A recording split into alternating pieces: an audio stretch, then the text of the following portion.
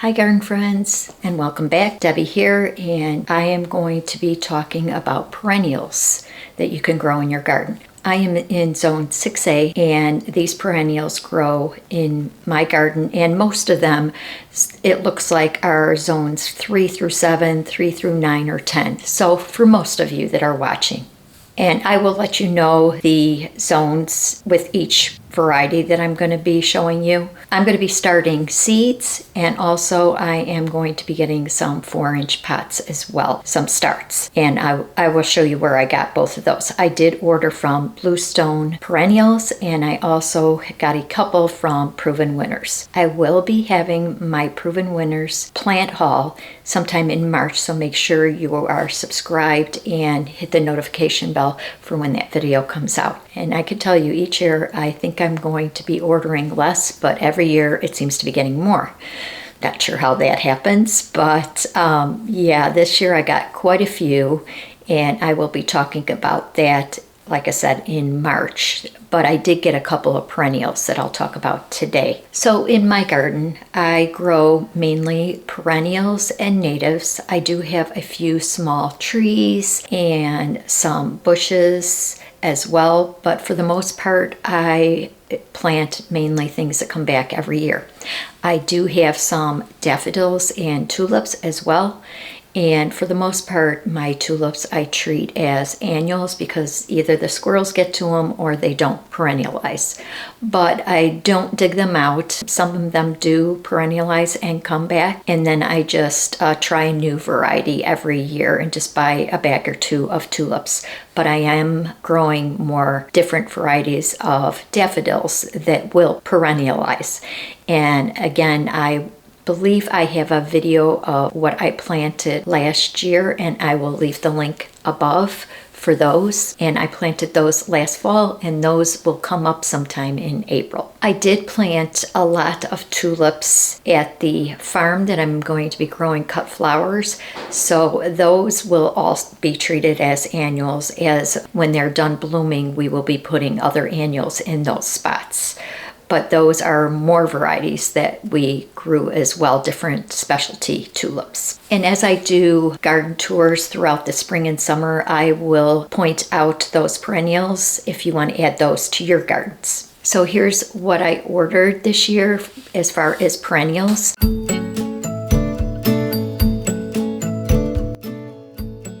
And from Proven Winners, I ordered 2. I'm gonna get my order here and just let you know the zones that they can be grown in case you want to grow those.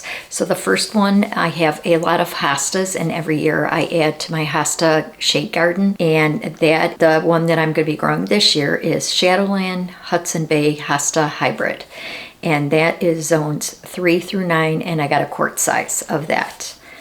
The next one, I'm really anxious to get this one. This one looks beautiful. I do have some clematis, but this one looks a little bit different. I also want to get autumn, I'm not sure, I'll try to find the name and put it above, but I want to get that one I can get in the summer at the garden center that I work at. And that looks beautiful in the fall. So I'll have, I believe I have 2 right now. I have a dark red and a purple one. And then this Stand By Me pink bush clematis will be pink. And then the white one is the autumn clematis. And those are hardy zones 3 through 7.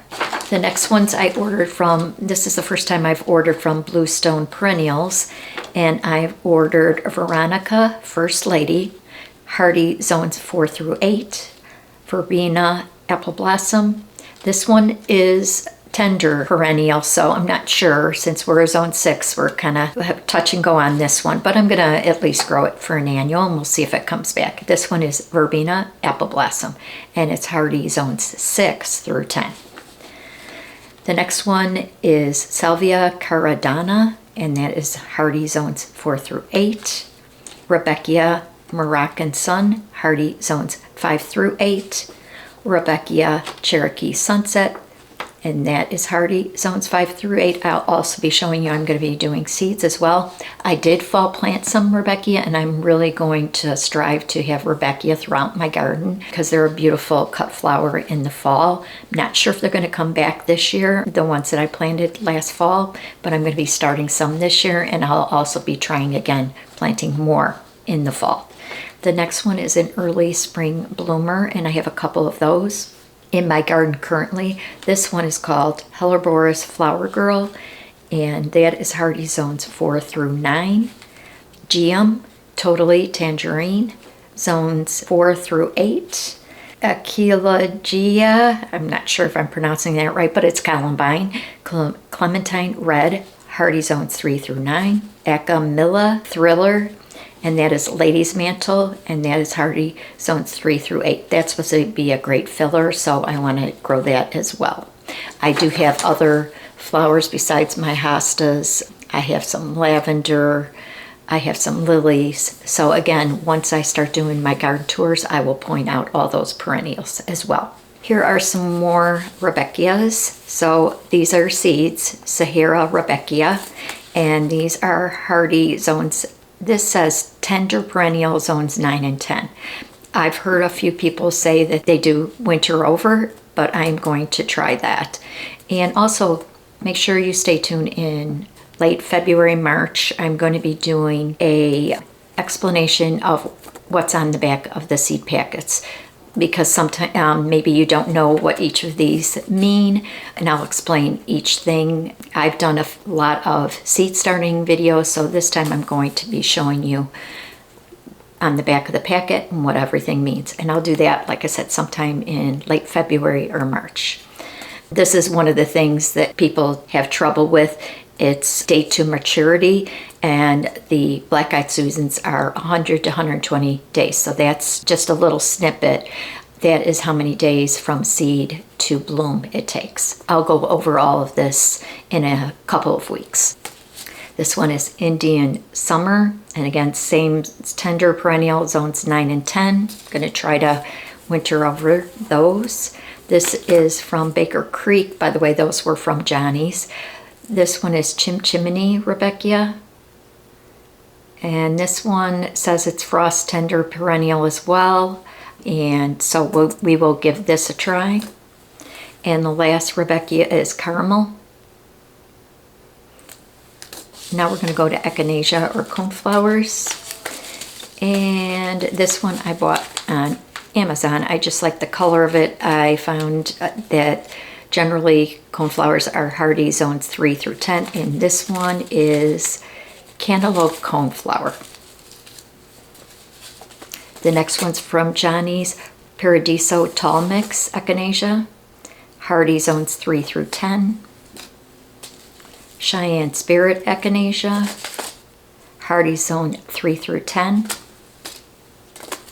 From Burpee Echinacea Marry Me, it's a white echinacea, and hardy, this one says zones 3 through 8. Next we have from Johnny's Delphinium. This is Guardian White, and hardy zones 3 through 7. Magic Fountains Cherry Blossom Delphinium, again hardy zones 3 through 7. From Botanical Interests, Delphinium Pacific Giant Splend, and this is hardy zones 3 through 7. Lupine, Russell's Formula Mix, and this one is hardy zones 4 through 8. Panorama Mix Bee Balm, hardy zones 4 through 9. Retro Echinops. I planted some of these last year, and they are in my garden right now, and it does look like they will perennialize. This one is just a cool globe-like thistle, and it looks great as an accent, and this is hardy zones 3 through 9. Another one like that is Blue Glitter Erigeum, hardy zones 3 through 8. White Glitter Erigeum, hardy zones 3 through 8. The last perennials that I'm going to be starting from seed are Agastache, and this is Texas Hummingbird Mint, Heather Queen, Agastache. This is half hardy, and the zone looks like it's 4 through 10. Chrysanthemum Golden Ball, and this is from Baker Creek. It just says it's a perennial. The Sunball from Johnny's Crespedia, similar to this. The last one is Gaillardia Double Sunset, hardy zones 3 through 8.